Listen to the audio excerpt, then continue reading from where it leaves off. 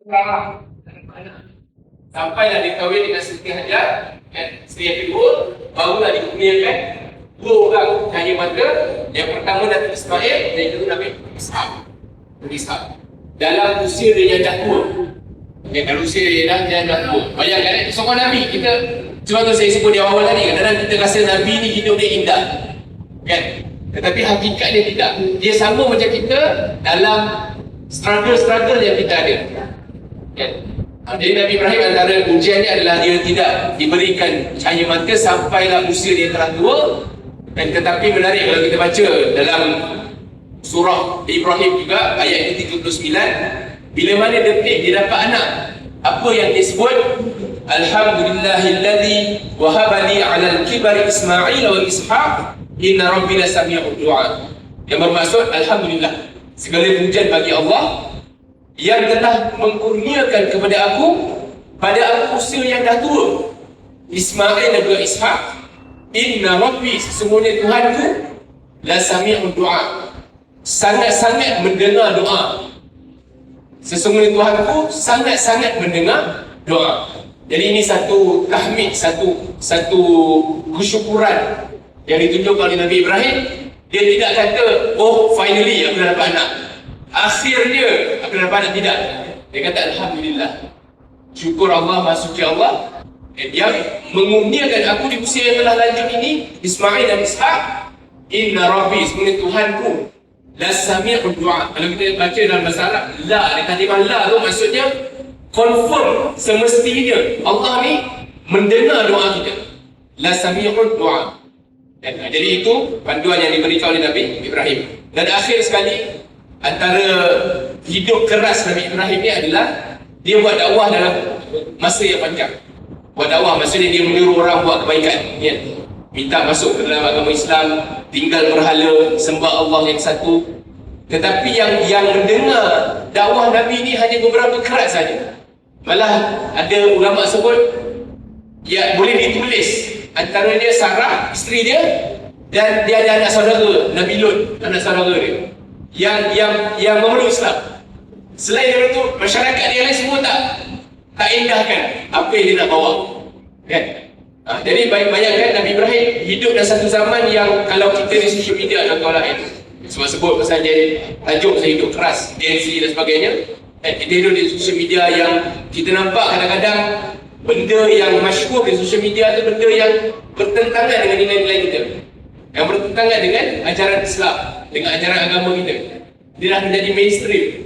Orang like, orang share, orang suka dengan benda yang bagi kita salah, kan? Dan kita pun kadang-kadang kita tegur sikit, kita tegur dekat komen, kita tegur dekat DM, kita tegur dekat message, private message dan sebagainya, kita tak nak dengar. Tapi itulah juga benda yang dirasai oleh Nabi Ibrahim. Tetapi apa yang Nabi Ibrahim buat, dia terus konsisten, dakwah, mengingatkan, berdoa, sampailah akhirnya diberikan tugas untuk membina Kaabah bersama dengan anak Ismail.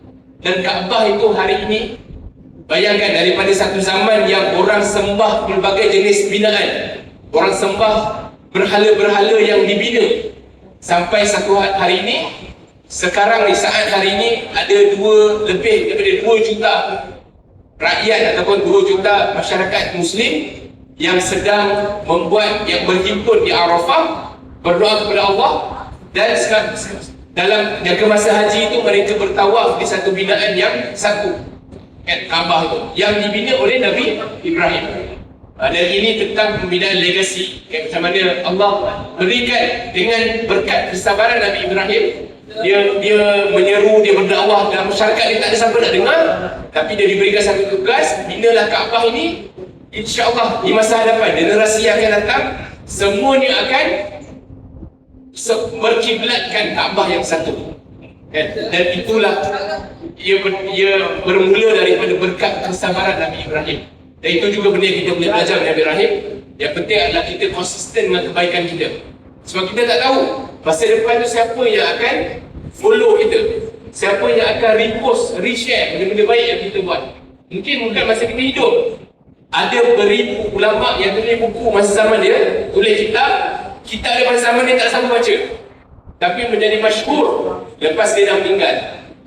Kita berharap kita pun macam tu. Ada benda yang kita buat sekarang ni, mungkin kita rasa benda tu kecil, tapi nanti bayangkan berkat dengan keikhlasan kita, dengan kesabaran kita, kan, Allah angkat amal yang kecil itu menjadi besar.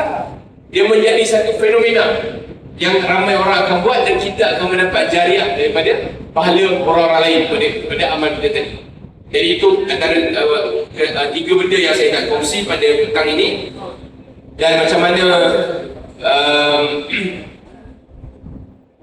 Nabi Ibrahim mengajar kita, ayat yang terakhir saya nak kongsikan juga surah yang sama, ayat 24 dan 25. Alam tara kaifa daraballahu mathalan kalimatan thayyibatan kasyajaratin thayyibatin asluha thabitun wa far'uha fis sama' tu'ti ukulaha kulla hinin bi'izni rabbiha.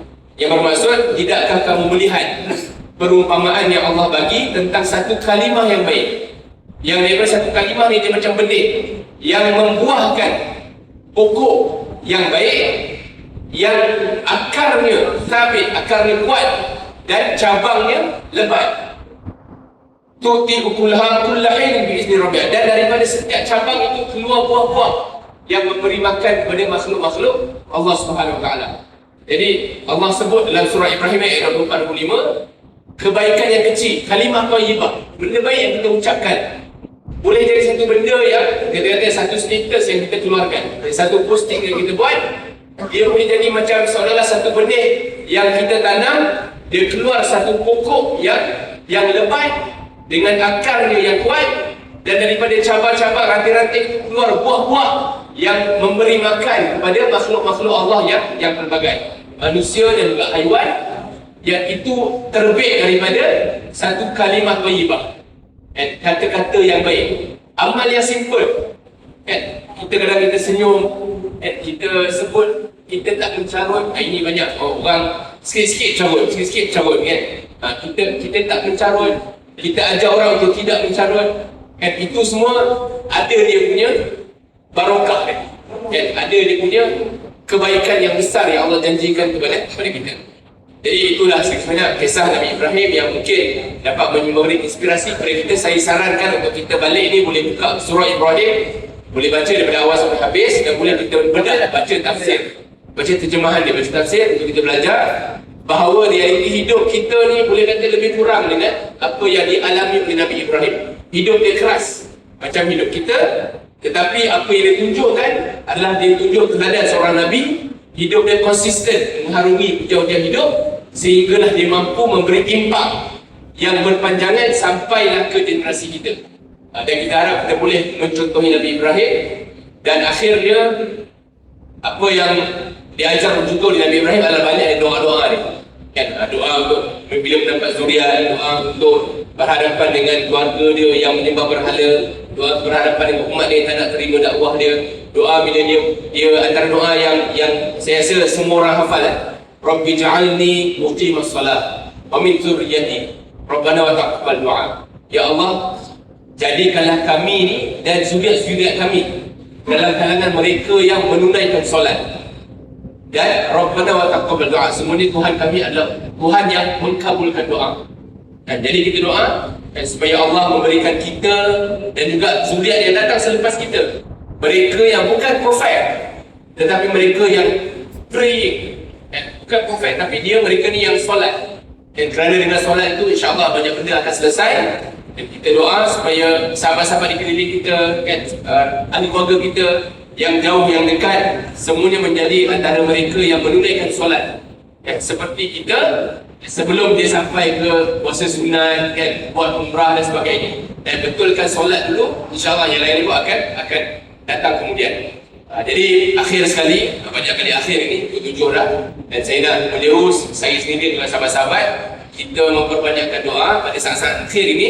Kita sekarang ni dah ada overlap keberkatan hari Arafah dan waktu sebelum berbuka, dua waktu yang Allah janji siapa yang doa Allah akan kabulkan.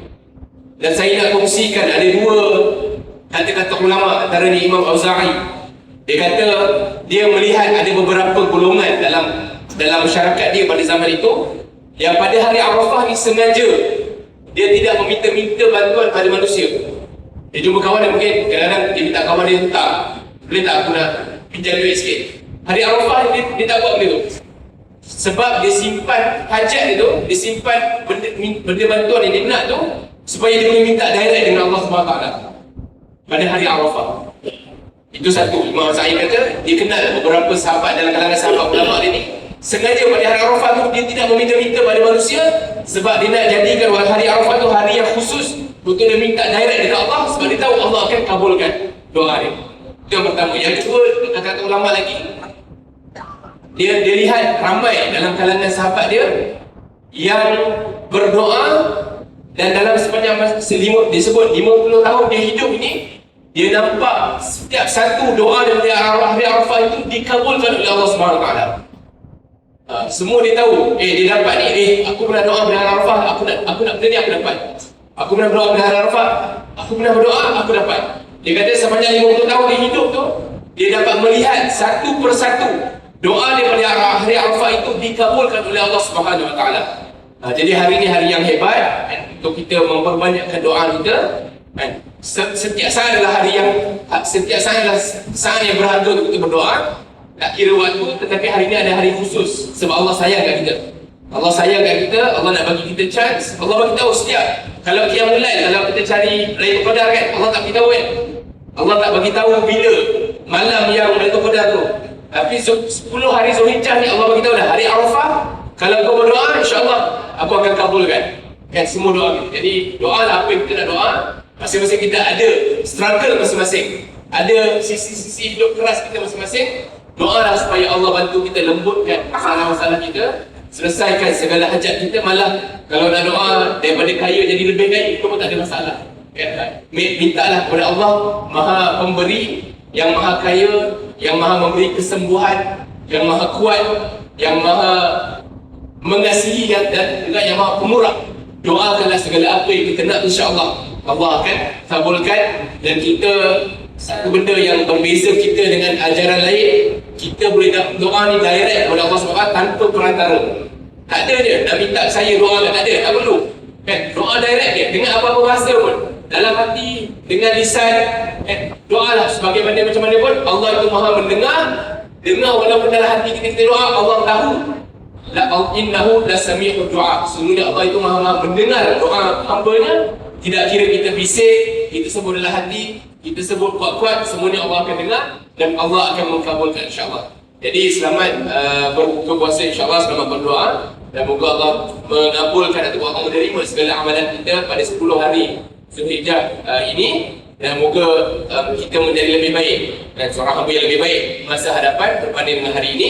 Dan insya-Allah moga kita dijumpakan dengan Zulhijjah yang akan datang. Dan bagi siapa yang belum menunaikan haji, insya-Allah kita semua doakan kita akan mendapat peluang dipanggil oleh Allah SWT dan tetamunya, insya-Allah, dalam masa yang terdekat, dengan segala requirement yang ada, insya-Allah, dengan niat yang betul dan dengan usaha yang juga betul, insya-Allah Allah akan mengabulkan doa kita. Sekian, wabillahi taufiq wal hidayah. Wassalamualaikum warahmatullahi wabarakatuh.